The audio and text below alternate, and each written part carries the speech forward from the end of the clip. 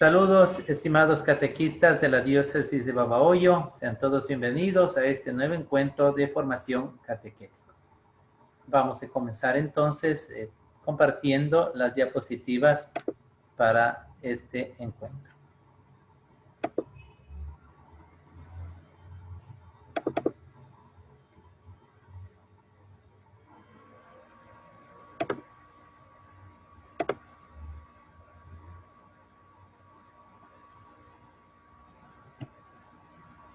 Iniciamos con la oración a la Santísima Virgen. En el nombre del Padre, y del Hijo, y del Espíritu Santo. Amén. Virgen María de la Merced, bondadosa Madre de Dios, estrella resplandeciente del mar, luna purísima que recoges los rayos del sol de justicia y te nutres de ellos para reflejarlos de la mejor manera. Escucha, Madre, nuestros ruegos, tú que atendiste desde el cielo los tristes lamentos de los pobres cautivos que gemían sin consuelo en la dura opresión, y rompiste las cadenas que los aprisionaban por medio de tu familia de redentores.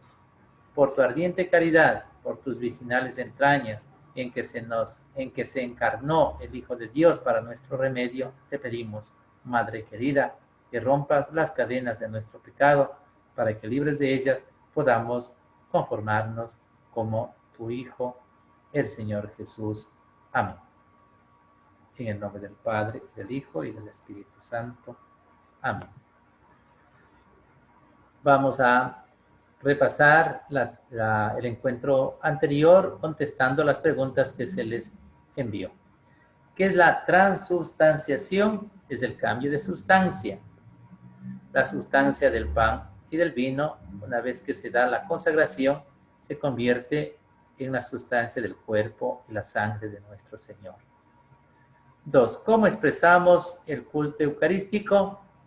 Expresamos mediante la genuflexión, cuando nosotros nos arrodillamos ante el Santísimo Sacramento, cuando hacemos una inclinación reverente, cuando visitamos a Jesús en la Eucaristía, cuando visitamos a Jesús en el Sagrario, cuando participamos de la hora santa, de las exposiciones del Santísimo, de las procesiones del Santísimo, que generalmente se lo hace por Corpus Christi.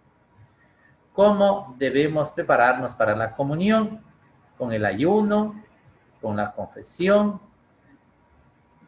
cuando nosotros nos vestimos formalmente y cuando vamos con un espíritu de amor y recogimiento hacia el encuentro con Jesús. ¿Cuáles son los frutos de la comunión? Acrecienta nuestra unión íntima con Cristo, alimenta nuestra alma, nos separa del pecado, fortalece la caridad, nos une con el cuerpo de Cristo, crea un compromiso en favor de los pobres y nos une a los cristianos del mundo entero.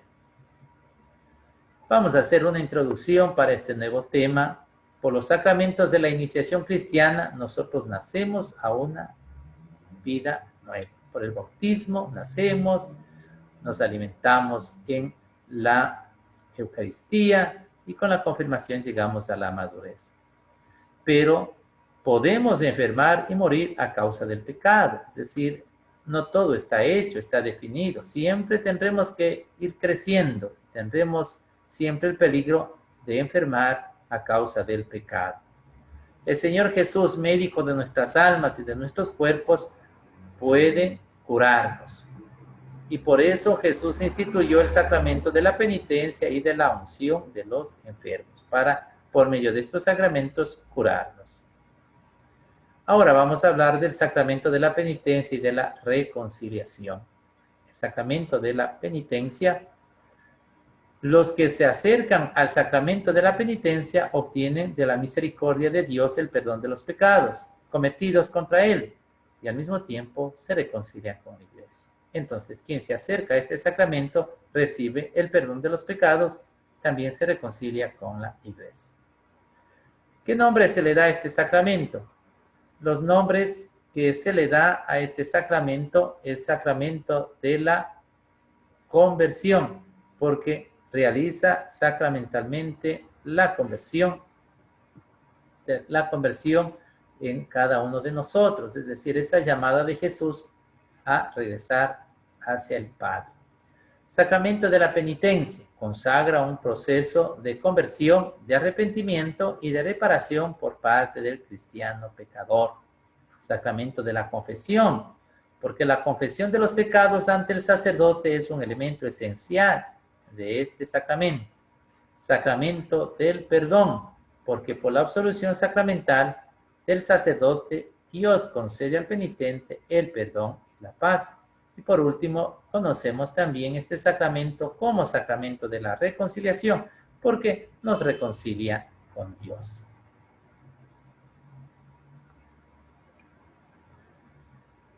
El número 2. ¿Por qué un sacramento de la reconciliación después del bautismo?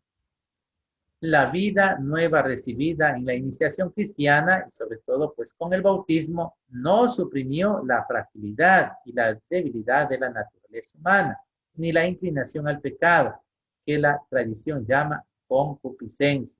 El pecado es una realidad en la vida de las personas que no podemos desconocer. Nosotros nos confesamos, somos lavados, purificados, pero después viene la tentación, las insidias del mal y el pecado se hace presente en nuestra vida. Si decimos que no tenemos pecado, nos engañamos y la verdad no está en nosotros, dice San Juan. ¿Qué persona puede decir, no tengo pecado? Desde mi bautismo no he vuelto a pecar. Pues no es así, todos tenemos pecados.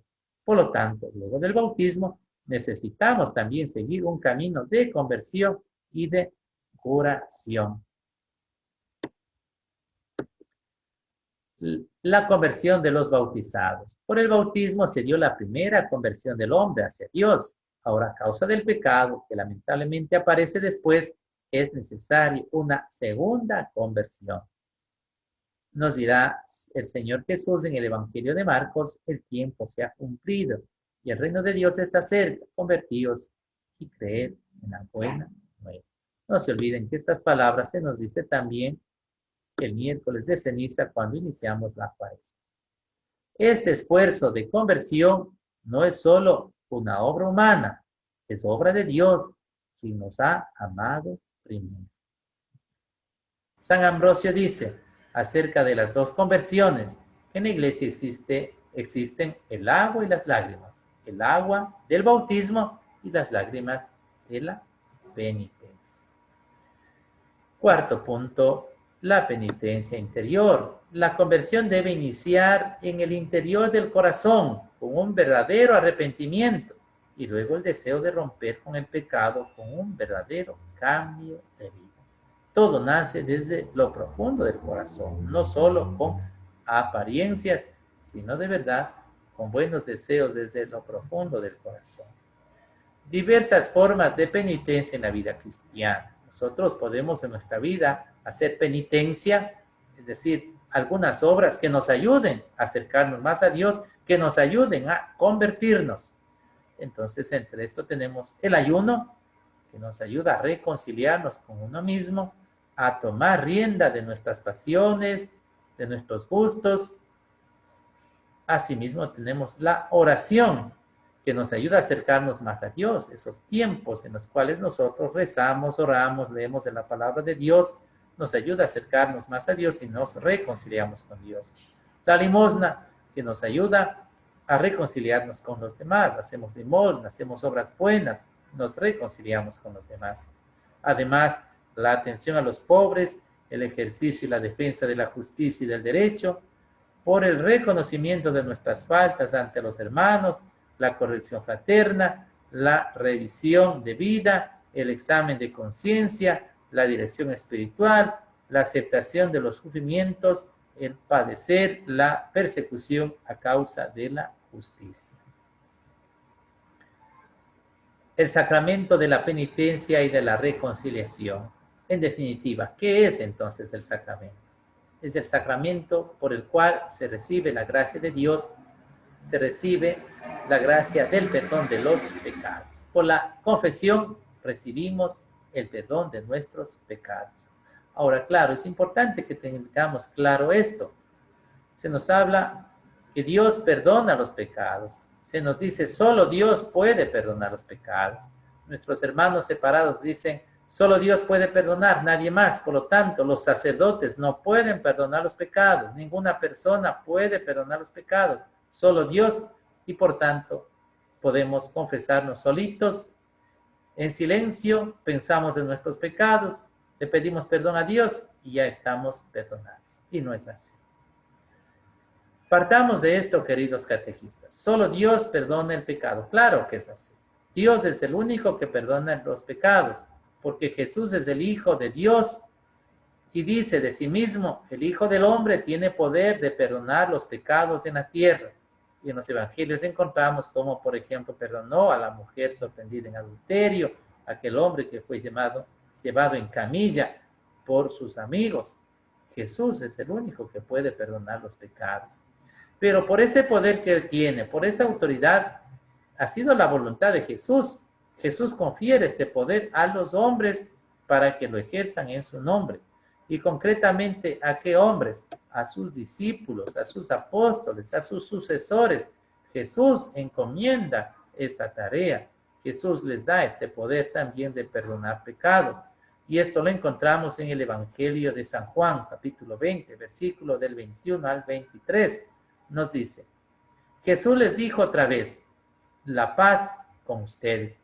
Como el Padre me envió, es decir, el Padre envió a perdonar los pecados a este mundo, al Señor. Como el Padre me envió, también yo los envío. Dicho esto, sopló y les dijo, reciban el Espíritu Santo. A quienes perdonen los pecados les quedan perdonados, y a quienes se los retengan les queden retenidos. A quienes los sacerdotes, sucesores de los apóstoles, a quienes los obispos, a quienes los sacerdotes perdonen los pecados, pues serán perdonados. Y a los que no perdonen, también quedarán sin perdonar, es decir, quedarán retenidos. Y esta autoridad la confiere Jesús a sus discípulos y a todos sus sucesores, que son los obispos, y los colaboradores de los obispos, que son los sacerdotes. Miren, ahí tenemos esta foto, esta imagen muy clarita. Ahí está el penitente, está el sacerdote dando la absolución, pero está Jesús junto al sacerdote. Y en realidad está Jesús perdonando. Es Jesús el que perdona al penitente. El sacerdote está en la mitad, es un instrumento, es un medio. Y esto es algo tan importante, porque si nosotros decimos, va una persona, se arrodilla, pide perdón a Dios, ¿cómo sabe que Dios le ha perdonado? ¿Cómo sabe cuál es su penitencia? ¿Cómo sabe qué tiene que hacer para cambiar de vida? Él es juez y parte, él mismo se confiesa, él mismo se da la penitencia, él mismo se absuelve. No es así. Nosotros tenemos que Jesús instituyó el sacramento como este encuentro maravilloso del hijo pródigo con el Padre. El hijo pródigo es aquel que va a pedir perdón. Y el Padre amoroso es Jesús, pero tiene su ministro quien lo representa, que es el sacerdote. Aquí no depende si el sacerdote es o no es pecador, porque el que perdona no es el sacerdote. Detrás del sacerdote está Jesús y Él es el que perdona. El sacerdote será simplemente un instrumento, un signo, para que usted tenga la seguridad de que Dios le ha perdonado por medio del sacerdote. La fórmula de absolución del sacerdote, ese signo por el cual usted sabe que está perdonado, es esta fórmula que el sacerdote pronuncia sobre usted imponiendo la mano. Dice, Dios Padre misericordioso, que reconcilió consigo al mundo por la muerte y resurrección de su Hijo, y derramó el Espíritu Santo para la remisión de los pecados, te conceda por el ministerio de la Iglesia el perdón y la paz, y yo te absuelvo de tus pecados en el nombre del Padre y del Hijo y del Espíritu Santo. Claro, muchas veces el sacerdote solo le dice esta última partecita, que está bien, con eso es suficiente. Yo te absuelvo de tus pecados en el nombre del Padre y del Hijo y del Espíritu Santo. Es en el nombre de Dios que se perdona los pecados. Los actos del penitente, ¿cuáles son esos actos, esas disposiciones que nosotros tenemos que tener para poder acercarnos al sacramento de la confesión? Primero, arrepentirnos de los pecados y también un propósito de enmienda. En este arrepentirse del pecado, nosotros tenemos este este arrepentimiento perfecto e imperfecto. El perfecto se llama contrición, el imperfecto atrición. De todas maneras, los dos sirven. Claro, es mejor tener una contrición, es decir, el perfecto. Es el dolor del alma y el arrepentimiento de los pecados que brota del profundo amor de Dios. Yo le amo tanto a Dios y me arrepiento tanto de haberle ofendido. La contrición, el arrepentimiento imperfecto, que se llama atrición, es el arrepentimiento que brota de la consideración de la fealdad del pecado y del temor de la condenación eterna. Yo me arrepiento de mis pecados porque soy consciente que son malos y porque sé que va a causar la condenación de mi alma. Por eso busco el arrepentimiento y me confieso. Cualquiera de estas dos formas de arrepentirse son suficientes para que yo pueda alcanzar el perdón de mis pecados en la confesión. ¿Qué pasa si yo no estoy arrepentido? Bueno, seguramente tampoco asistiré al sacramento y no habrá ningún perdón de Dios. Examen de conciencia. Conviene preparar la recepción de este sacramento mediante un examen de conciencia hecho a la luz de la palabra de Dios. Para esto, los textos más aptos a este respecto se encuentran en el Decálogo y en la catequesis moral de los evangelios y de las cartas de los apóstoles, en el Sermón de la Montaña y en las enseñanzas apostólicas. La confesión de los pecados. La confesión de los pecados, esa acusación que nosotros ante el sacerdote hacemos de nosotros mismos, incluso desde un punto de vista simplemente humano, nos libera. Por la confesión, el hombre se enfrenta a los pecados de que se siente culpable, asume su responsabilidad y por ello se abre de nuevo a Dios y a la comunión de la Iglesia con el fin de hacer posible un nuevo futuro. La confesión de los pecados hecha al sacerdote constituye una parte esencial del sacramento de la penitencia. No vale confesarme solito, no vale confesarme en silencio ante una pared. Es importante que yo diga mis pecados al sacerdote. En la confesión, los penitentes deben enumerar todos los pecados mortales. Nosotros sabemos, hay los pecados mortales, los pecados veniales. Los pecados mortales son los más graves, materia grave, con consentimiento, con voluntad. Pues bien, hay que confesarse los pecados graves, sobre todo esto en la confesión. Cuando los fieles de Cristo se esfuerzan por confesar todos los pecados que recuerdan, no puede dudar que se están presentando ante la misericordia divina. Según el mandamiento de la Iglesia, todo fiel, llegado a la edad del uso de la razón, debe confesar al menos una vez al año fielmente sus pecados, o antes si hay peligro de muerte. Pero es aconsejable que se confiesen regularmente, unas 2 o 3 veces al año, y si han cometido pecado grave, inmediatamente después de haber cometido estos pecados. La satisfacción o esa penitencia que nosotros tenemos que cumplir luego de la confesión. ¿De qué se trata? Muchos pecados causan daño al prójimo.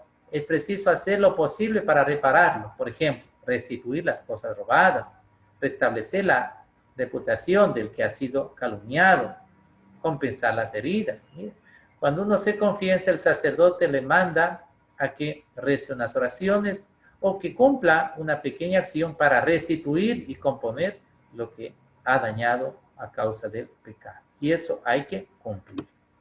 La simple justicia exige esto. El pecado hiere y debilita al pecador mismo, así como sus relaciones con Dios y con el prójimo. La absolución quita el pecado, pero no remedia todos los desórdenes que el pecado causó. Liberado del pecado, el pecador debe todavía recobrar la plena salud espiritual. Por tanto, debe hacer algo más que reparar sus pecados. Debe satisfacer de manera apropiada o expiar sus pecados. Esta satisfacción se llama también penitencia. Yo rezo las oraciones que me manda el sacerdote, cumplo con el deber de reparar aquello que dañé, entonces puedo sentir que Dios me ha perdonado y que puedo iniciar una nueva vida. El ministro del sacramento, el ministro de este sacramento, puesto que Cristo confió a sus apóstoles el ministerio de la reconciliación. Ya habíamos visto el texto de San Juan, los obispos y sus sucesores y los presbíteros, colaboradores de los obispos, a los presbíteros normalmente les decimos sacerdotes, continúan ejerciendo este ministerio. Dada la delicadeza y la grandeza de este ministerio y el respeto debido a las personas, la Iglesia declara que todo sacerdote que oye confesiones está obligado a guardar un secreto absoluto sobre los pecados que sus penitentes le han confesado. Mire, todo sacerdote tiene que guardar secreto, y esto bajo penas muy severas si no lo cumple. Este secreto se llama sigilo sacramental. Todo lo que el penitente ha manifestado al sacerdote queda sellado por el sacramento. Mire, los efectos del sacramento. Entre los efectos tenemos la reconciliación con Dios, lo cual produce una verdadera resurrección espiritual, una restitución de la dignidad y de los bienes de la vida de los hijos de Dios, el más precioso de los cuales es la amistad de Dios. También produce una reconciliación con la Iglesia. El pecado menoscaba o rompe la comunión con la Iglesia y la comunidad. El sacramento de la penitencia lo reintegra. También tenemos nosotros como otros efectos la reconciliación con uno mismo, consigo mismo, la reconciliación con el hermano y la reconciliación con la creación. Es decir, todo aquello que estuvo roto a causa de mi pecado vuelve a componerse, vuelve a sanar, a nacer de nuevo. En este sacramento el pecador, confiándose al juicio misericordioso de Dios, anticipa en cierta manera el juicio al que será sometido al fin de esta vida terrena. Porque es ahora en esta vida cuando nos es ofrecida la elección entre la vida y la muerte. Y solo por el camino de la conversión podremos entrar en el reino del que el pecado grave nos aparta. Convirtiéndose a Cristo por la penitencia, el pecador pasa de la muerte a la vida y no incurre en un juicio. Mire, algún momento tendremos el juicio final, donde Dios nos pedirá cuenta de nuestros pecados. Qué mejor que podamos anticipar ese juicio y buscar el perdón de Dios en esta vida temporal, porque cuando lleguemos ya a ese juicio final, pues ya no habrá ese perdón, sino simplemente nosotros tendremos que asumir aquello que merecemos por todos los pecados que hemos cometido. Si vamos con pecados mortales, tendremos que ir al infierno. Si nosotros tenemos pecados veniales, al purgatorio, y si una vez que nosotros nos purifiquemos en el purgatorio, vemos al cielo. Pero ¿qué pasa si una persona no acumula tantos pecados aquí en la tierra? ¿Qué pasa si una persona se confiesa regularmente? Si una persona busca una vida de conversión, seguro que ya tendrá poquísimos pecados que purificarse irá mucho más rápido al cielo. Y si una persona no se ha confesado nunca, a lo mejor no pueda llegar al cielo, o si no, larga será su purificación antes de llegar a la presencia de Dios en el cielo. Por eso debemos aprovechar este gran sacramento de la confesión y no olvidemos, la muerte nos acecha. Nadie sabe el día ni la hora que irá a rendirle cuentas a Dios. Por eso es mejor seguirle rindiendo cuentas ya aquí en la tierra. Muy bien, queridos catequistas, creo que hemos terminado esta catequesis y ahora no nos queda sino simplemente mandarles unas preguntitas de refuerzo. Primero, ¿cuáles son los nombres que se da a este sacramento? Segundo, ¿por qué debemos confesarnos después del bautismo? Tercero, ¿qué es la contrición? Cuarto, ¿qué es el sigilo sacramental? Queridos catequistas, les agradecemos mucho por su tiempo. Espero que esto les sirva para conocer mejor este sacramento. Vívanlo, practíquenlo, que sea parte de su vida y también enséñenlo a los demás, sobre todo a los niños, a los adultos, para que vivan este sacramento que será de salvación para su alma. Muchas gracias a todos.